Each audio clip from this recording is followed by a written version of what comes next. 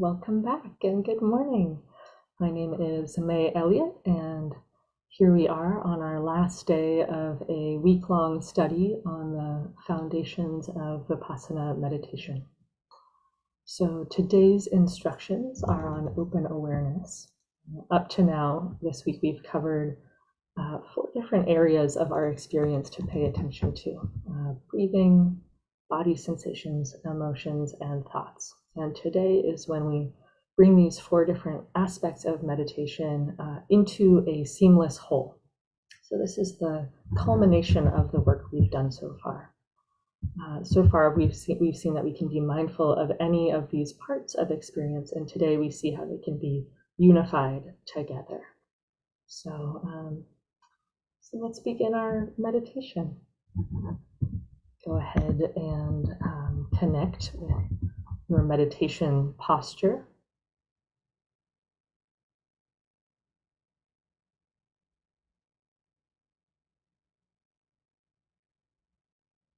A posture that invites ease and well-being.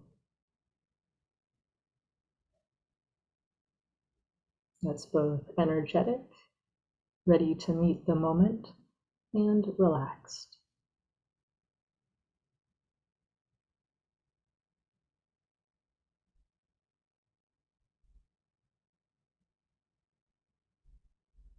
Sitting with a soft forehead, relaxed temples, a released jaw,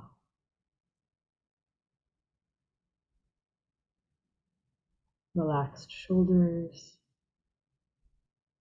and a softened belly.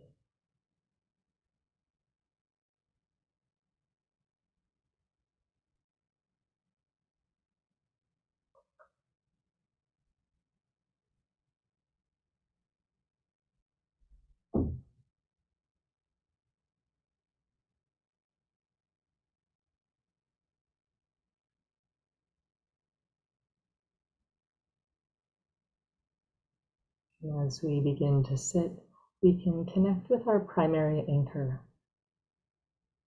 That might be the breath, the soundscape, or maybe a global sense of the bodily posture. For the sake of simplicity, we'll focus on the breath.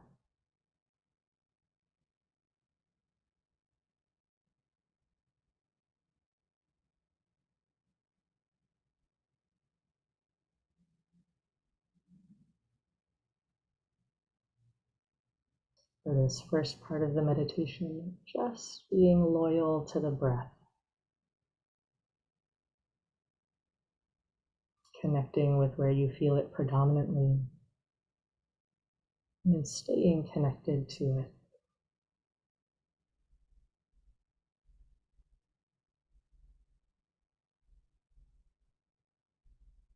Releasing all preoccupation.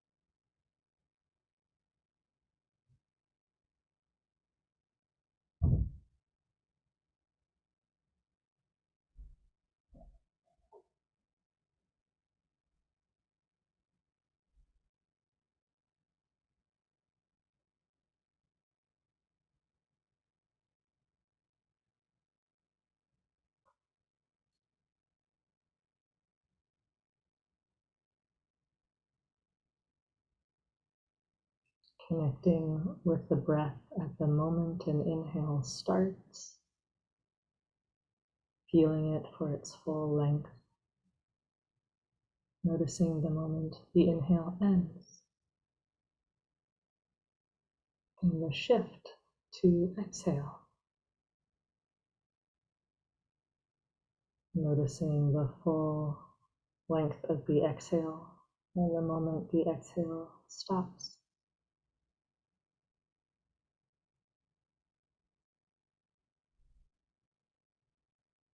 Making contact with each transition of inhale to exhale and back again.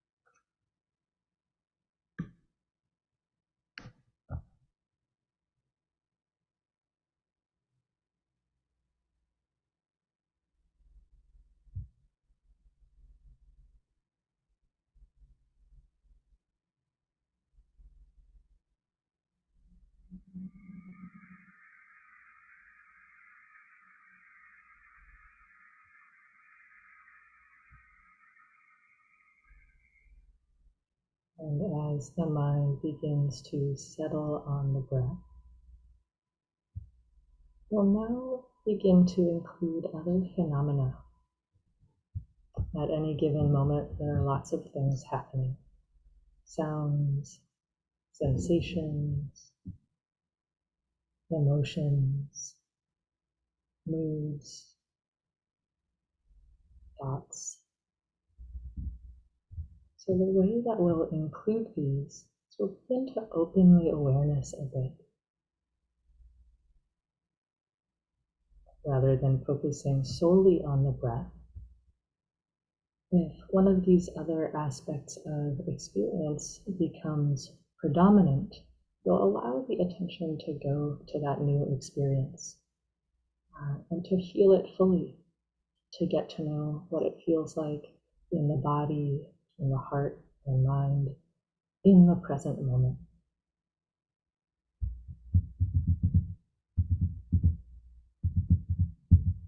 So we still have a a preference for the breath, in that that's where our home is. We keep coming back to the breath in between the objects that we notice.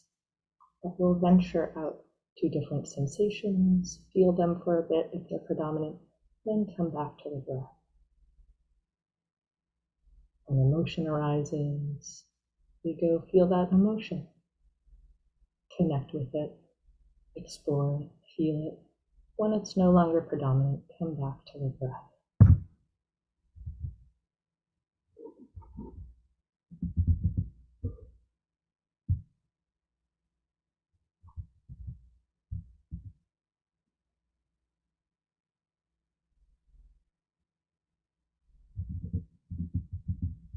Our capacity for attention functions a little like a spotlight. It shines on one thing at a time.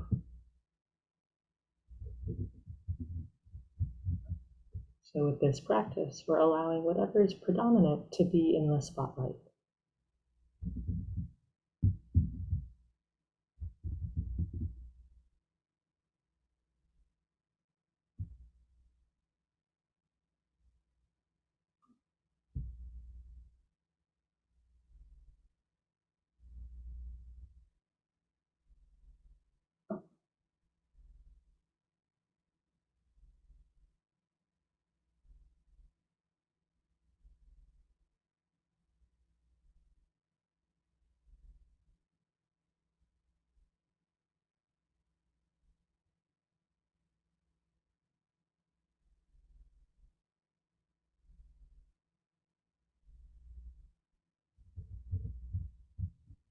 Learning practice can be particularly supportive for this style of meditation.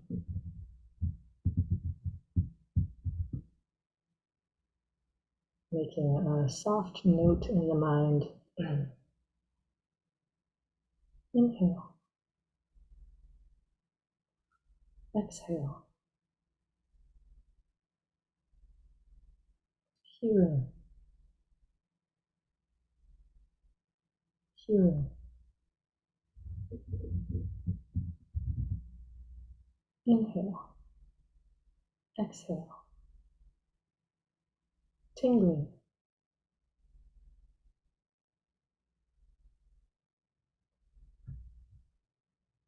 Contentment. Inhale. Exhale.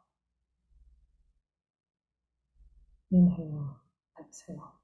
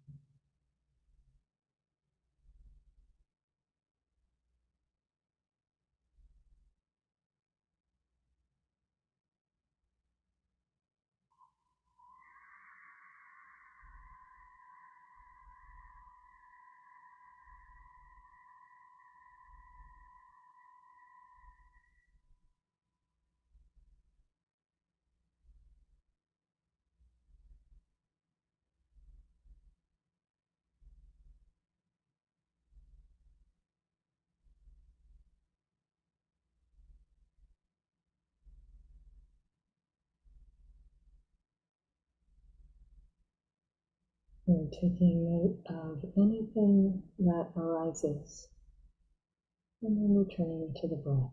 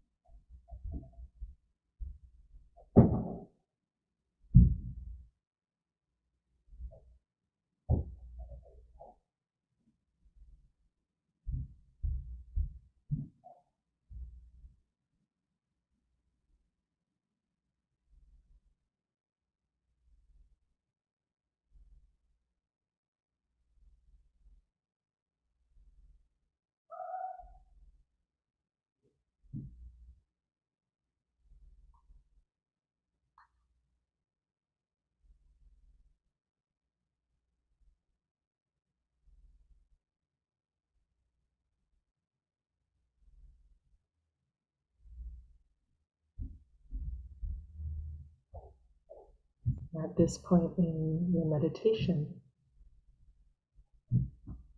we'll let go of our preference for the breath. We'll let go of the practice of continuing to return to the breath in between phenomena. And now we'll sit with full open awareness. So in this style of practice, we're meeting whatever it is the spotlight of awareness falls on.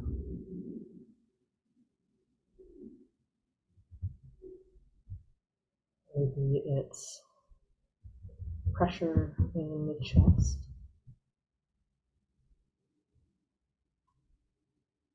We feel that for a few moments. And then the sensations of relaxation in the belly become predominant. We shift to feeling that.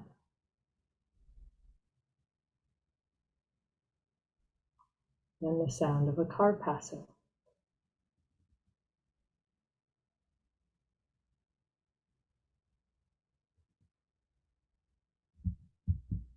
Then tingling in the legs.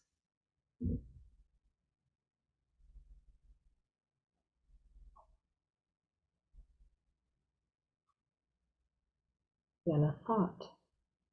We might note thinking.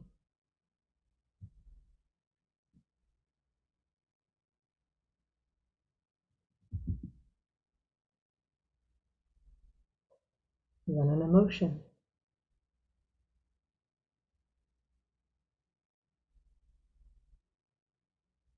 In this way, we keep meeting whatever arises. The breath might be something that comes into predominance and we note it, but we're not intentionally returning to the breath as our primary anchor. We could think of this as an anchorless practice.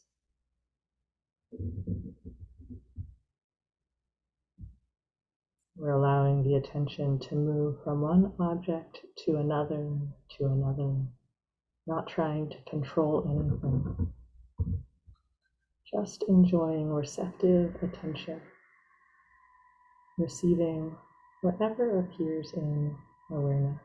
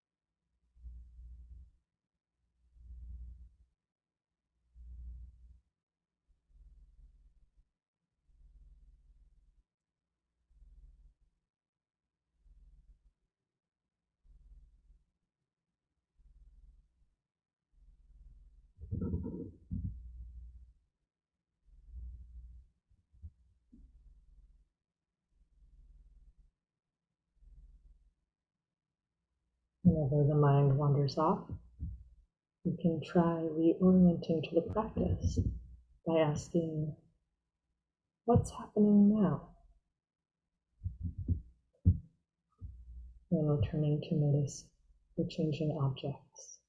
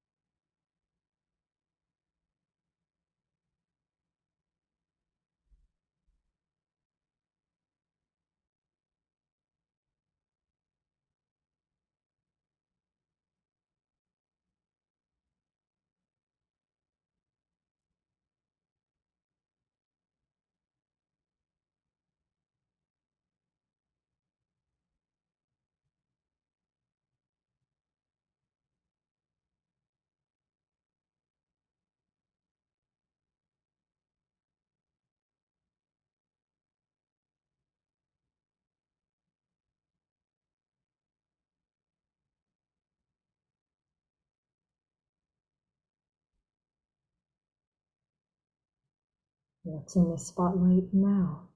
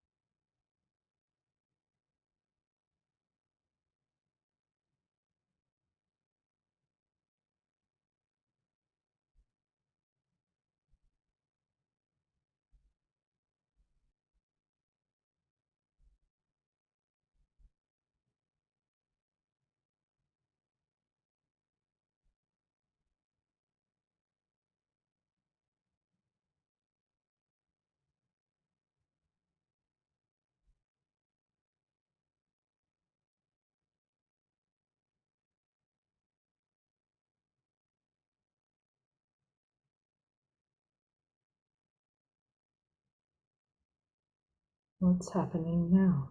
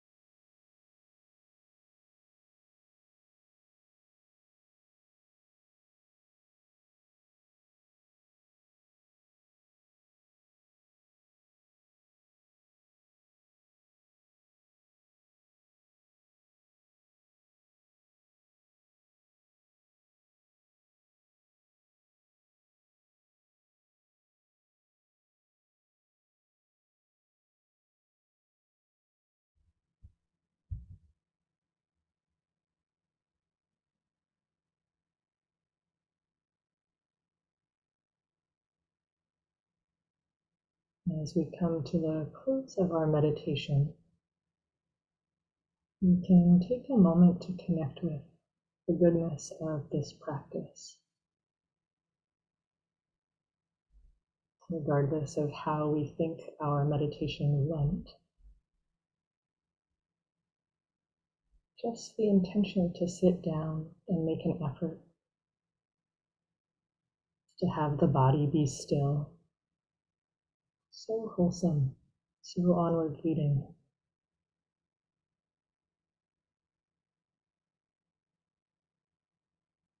May all beings receive the benefits of this peaceful practice.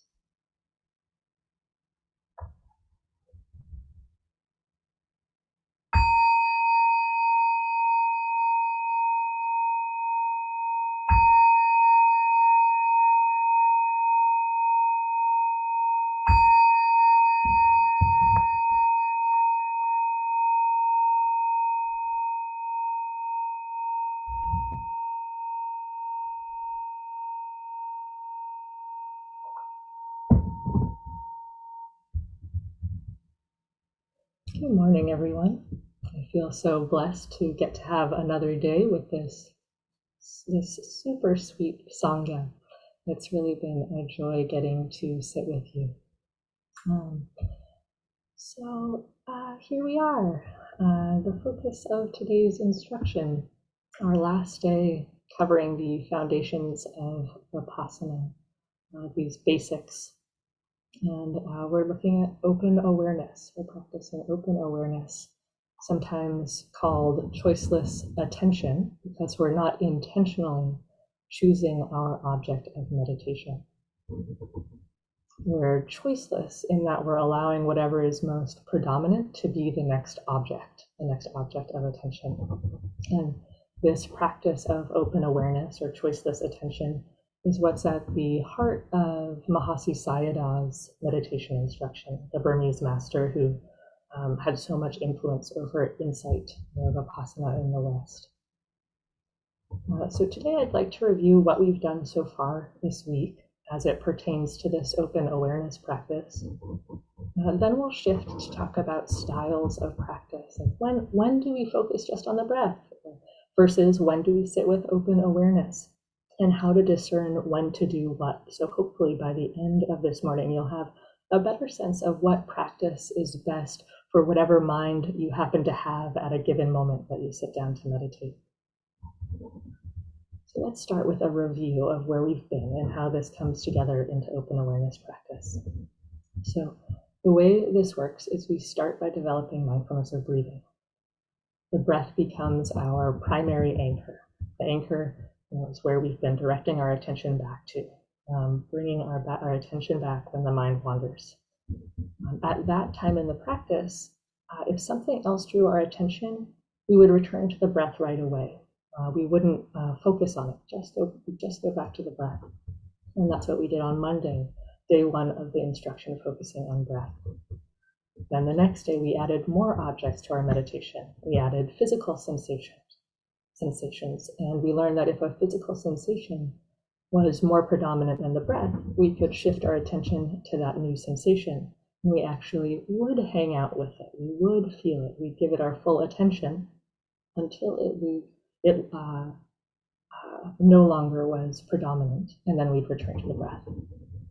And in that way, we learn the language of the body. And we learn to feel the many different types of sensations that can be felt.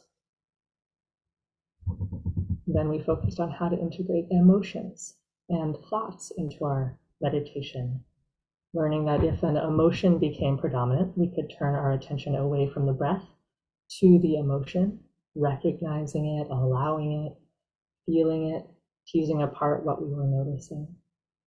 And then when the emotion faded, we could return to the breath. Then studying thoughts. If a thought became predominant, we could turn our attention to the process of thinking, not the content of the thinking, not getting lost in the narrative of the thinking, but seeing the process, noticing our thoughts as present moment phenomena, and then returning to the breath. So today, as I mentioned, we're learning to integrate them into a seamless whole. So rather than directing attention to the breath or to any specific object, on the last day, here we practice with receptive attention, receptive as opposed to directed attention.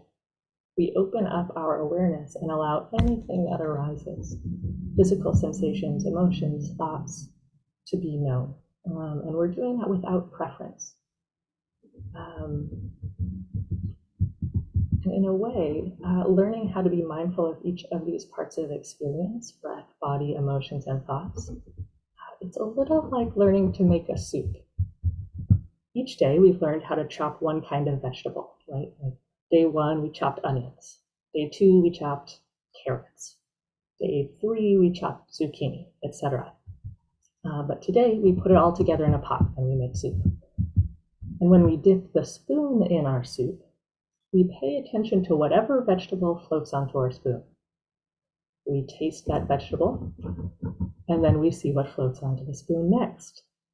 We don't go fishing for a particular vegetable. We just pay attention to whatever vegetable floats onto the spoon next. In essence, our whole body and mind is the soup, and the vegetables are the different experiences of breath, body, emotions, and thoughts. Our awareness is the spoon. Whatever experience appears in our awareness, whatever floats on the spoon is what we're giving our attention to. So in doing this, we're not controlling. We're receptive, we're relaxed, we're not choosing a specific object, just allowing what's in the foreground to be experienced. As I explained in the guided meditation, in this practice, and this was at the end of the meditation, we dropped our preference for the breath. We're equally interested in taking any predominant experience as our object of mindfulness in the open awareness practice. And at any given moment, there are lots of things happening, like sensations, body sensations, sounds, etc. And as I shared in the meditation, our capacity for attention functions a little like a spotlight. It shines at on one thing at a time. So with choiceless attention, we allow whatever is the most dominant sensation to be in the spotlight. And as soon as something else becomes predominant, we allow that to be in the spotlight. And the challenge with this practice is staying attentive enough. The mind needs to be pretty settled in order to stay with changing objects. I'd say that's the primary challenge of the open awareness practice. If the mind isn't settled when it makes contact with an object, say a sound, an emotion, a body sensation, it will provide commentary. So when a bird chirps, if if the attention isn't consistent or it isn't grounded enough, rather than just being the sound of the bird chirping, the mind might say, like, oh, that sounds a hummingbird, or oh, I love hummingbirds, I should get a hummingbird feeder. Oh, but that might attract squirrels, and do what the mind does. So the mind has to be relatively stable in order to stay with each object and not get lost in the commentary about each object. One thing that can be supportive with staying with the object, as we've mentioned each day this week, is using noting practice. So it's making that light mental note in the mind where 90% of the attention is on the sensation or the sound or the emotion. And maybe just a faint 10%, there's just a little attention noting what's happening. And when we're sufficiently present, when we notice a bird chirping outside, rather than falling into commentary about it, we might just note hearing. And the way this open awareness practice might look is we note hearing, and we hear it for a while, noticing what it sounds like, and then we might notice a tightness in the neck, and note tightness, feeling the tightness. And then a thought comes in. Oh, I hope my neck spasms don't start up again. Then you might note thinking, at which point you notice an emotion and note anxiety. Then you might notice an intention to relax and note intending. Then relaxation happens in the shoulders. And so you note relaxing. And maybe it stays for a long time. And so you note a few times relaxing, relaxing, relaxing, calm. And then a thought arrives. Wow, this meditation thing is really working. And we might note surprise. We might think then, I'm getting pretty good at this. And then we might note pride. Then an emotion comes in, and you note embarrassment. Then some warmth in the face, and you might note warmth, etc., etc. So this is one way that it might look. And notice, we're not taking anything that we notice, we're not taking it personally. It's like, oh, just a clean, clear awareness. Oh, this is embarrassment. This is pride. And you may have noticed that those were some pretty specific ways of knowing experience. Pride, embarrassment, intending, etc. So it's okay if you don't have the perfect note for what it is that you're experiencing. If you're not sure that it's, if it doesn't stand out, oh, this is an intention, or this is planning. You might just note thinking, or you might just note emotion. You don't have to strain to try to find the right name for what it is that you're experiencing. For a long time when I was growing up, I would sometimes say or do something, and then I would have this feeling afterwards, and I wouldn't know what it was. All that I could do to describe it was to say, I feel bad. I feel bad. That's kind of how it felt inside.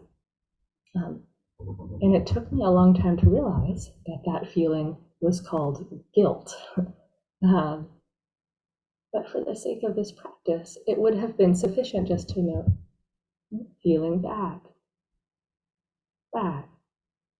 feeling bad.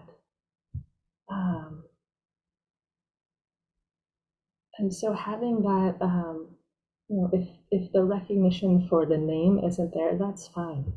The main thing is just being present and noticing what's happening, even if you don't have the name for it.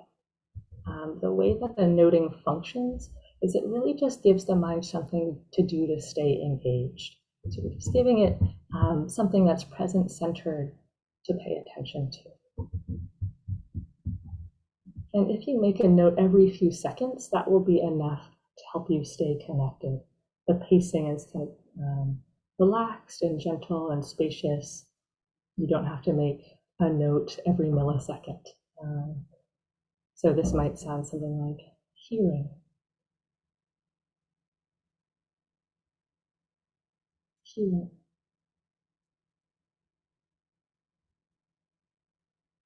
tingling, inhale, etc.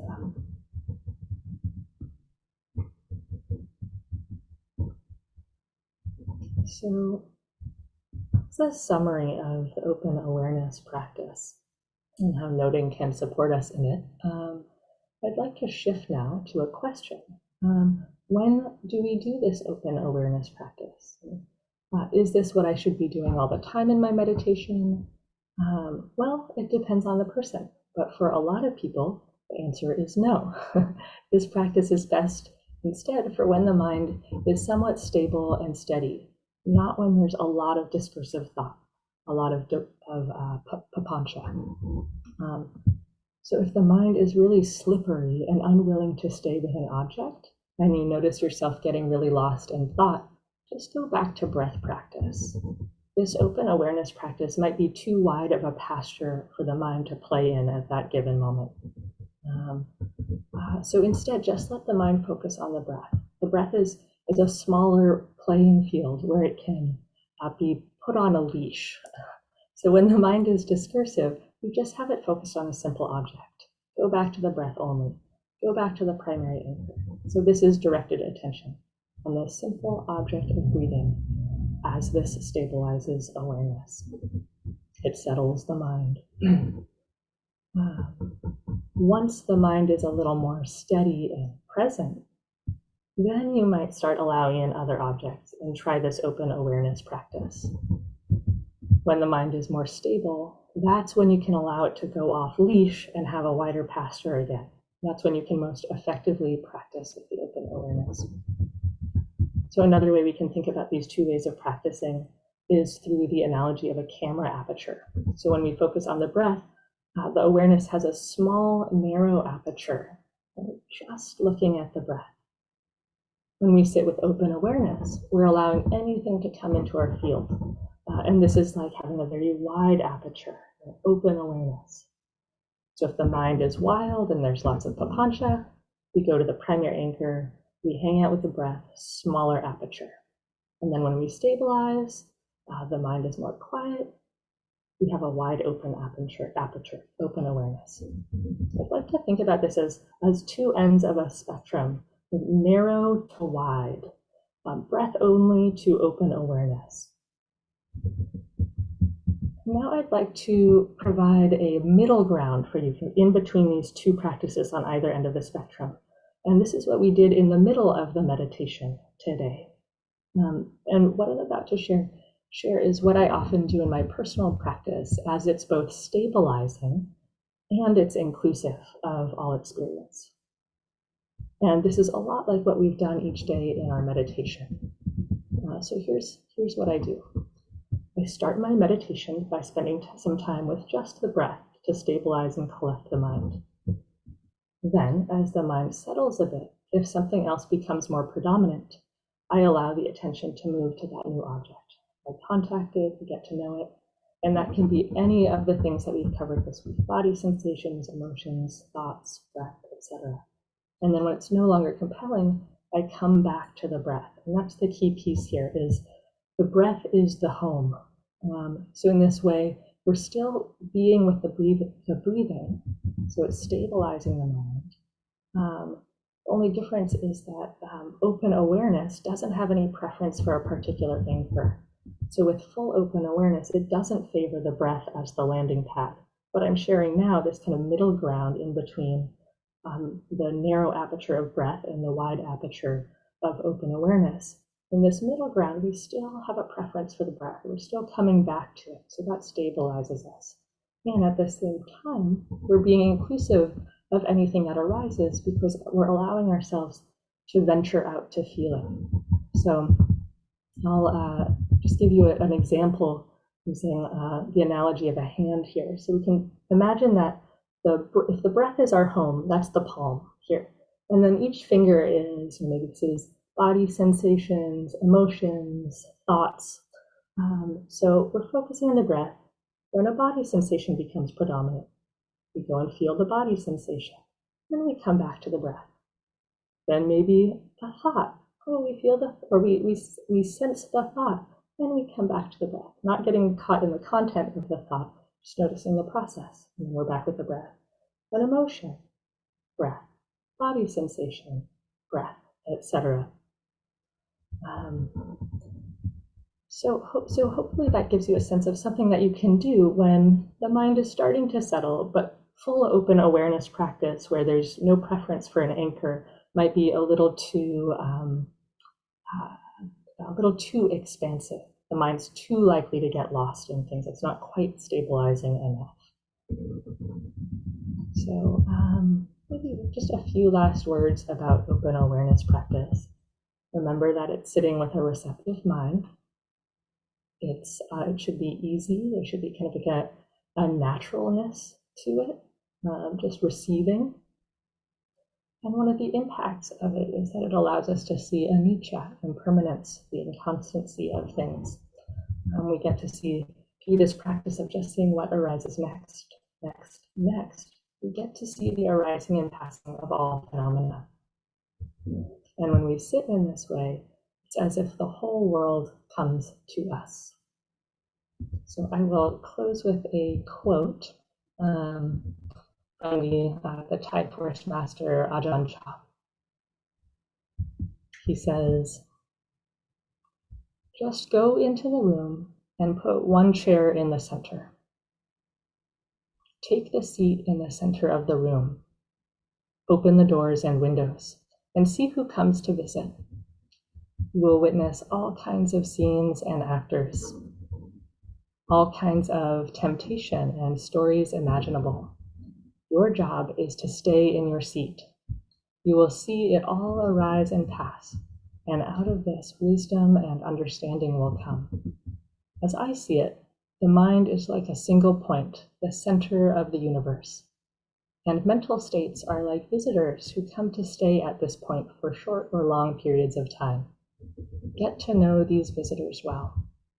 Become familiar with the vivid pictures they paint, the alluring stories they tell, to entice you to follow them. But do not give up your seat. It is the only chair around. If you continue to occupy it unceasingly, greeting each guest as it comes, firmly establishing yourself in awareness, transforming your mind into the one who knows, the one who is awake, the visitors will eventually stop coming back. If you give them real attention, how many times can these visitors return? Speak with them here, and you will know every one of them well. Then your mind will at last be at peace. So may you all experience this great peace and freedom of knowing the many visitors that can come to see us and not taking any of them personally. Thank you all so much for such a lovely week. I look forward to hopefully seeing you again soon. Take care.